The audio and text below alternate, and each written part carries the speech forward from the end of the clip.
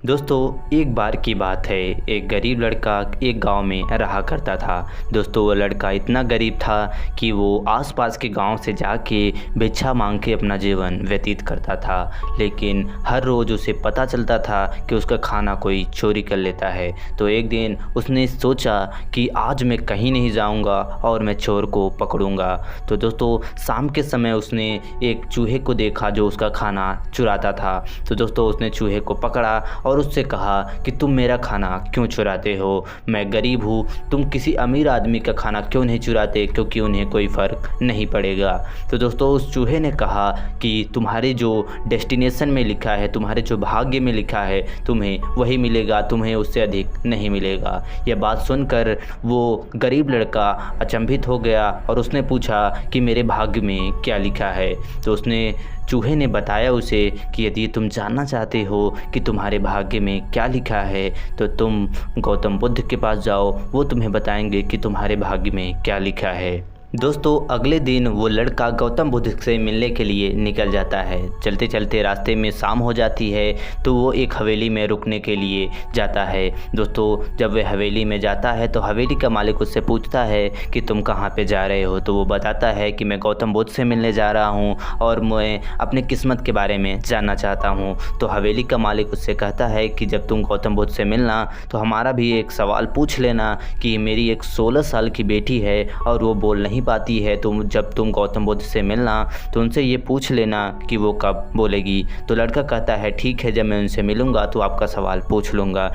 दोस्तों अगली सुबह वो लड़का वहाँ से निकलता है। इसके बाद वो आगे चलते चलते रास्ते में उसे बहुत बड़े बड़े पहाड़ मिलते हैं जिसे पार करने में उसे बहुत ही परेशानी हो रही थी। आगे चलते चलते उसे एक जादूगर मिलता है। जादूगर उससे पूछता है कि तुम कहाँ जा रहे हो। तो वो बताता है कि मैं गौतम बुद्ध से मिलने जा रहा हूँ और मैं जानना चाहता हूँ कि मेरी किस्मत में क्या लिखा है। तो जादूगर ने उससे कहा कि मैं तुम्हें पहाड़ को पार करने में तुम्हारी मदद कर सकता हूँ अपनी जादू की मदद से, लेकिन तुम जब गौतम बुद्ध से मिलना तो गौतम बुद्ध से तुम पूछना कि मैं 1000 सालों से तपस्या कर रहा हूँ ताकि मैं स्वर्ग में जा सकूँ। तो जब गौतम बुद्ध से तुम मिलना तो उनसे पूछना कि मैं स्वर्ग कब जाऊँगा। तो लड़का बोलता है ठीक है, जब मैं गौतम बुद्ध से मिलूँगा तो आपका सवाल पूछ लूँगा। इसके बाद जादूगर की मदद से वो उस पहाड़ को क्रॉस कर लेता है। इसके बाद चलते चलते रास्ते में उसे एक जंगल मिलता है। जंगल के आगे एक बहुत बड़ी नदी होती है, नदी को जिसे तैर कर पार नहीं किया जा सकता। दोस्तों लड़का सोच ही रहा था कि नदी को कैसे पार किया जाए, तभी वो देखता है एक कछुए को। कछुआ उससे पूछता है कि तुम कहाँ पे जा रहे हो। तो वो बताता है कि मैं गौतम बुद्ध से मिलने जा रहा हूँ। तो वो कछुआ भी कहता है कि मैं तुम्हारी नदी को पार करने में तुम्हारी मदद कर सकता हूँ, पर जब तुम गौतम बुद्ध से मिलना तो उनसे पूछना कि मैं पिछले 5 सालों से ड्रैगन बनने की कोशिश कर रहा हूँ। तो जब तुम गौतम बुद्ध से मिलना तो उनसे पूछना कि मैं कब ड्रैगन बनूँगा।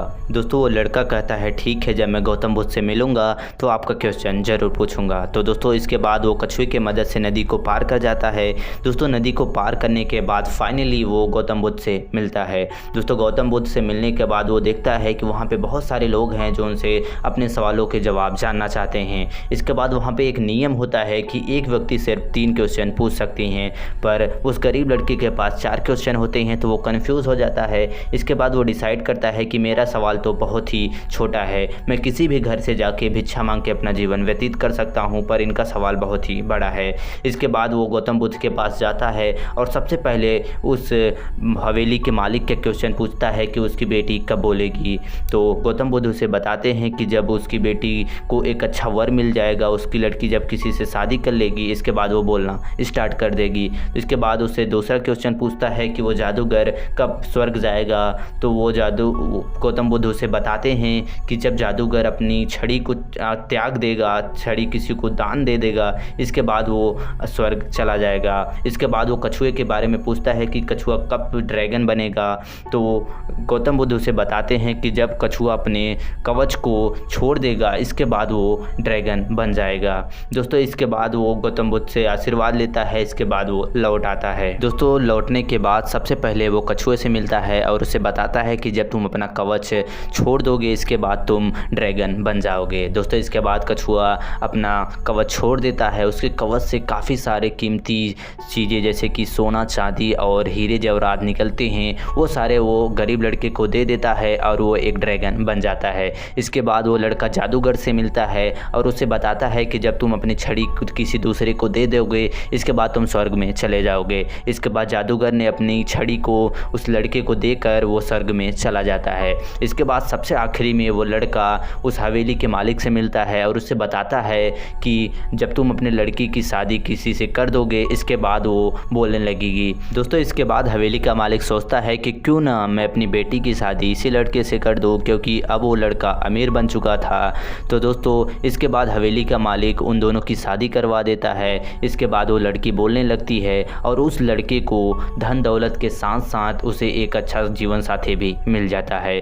तो दोस्तों आज की इस कहानी में हमने ये सीखा कि ज़िंदगी में कुछ पाने के लिए हमें कुछ त्याग करना पड़ता है। अपनी ज़िंदगी में कुछ बड़ा करने के लिए हमें कुछ त्यागना होगा, तभी हम कुछ हासिल कर पाएंगे।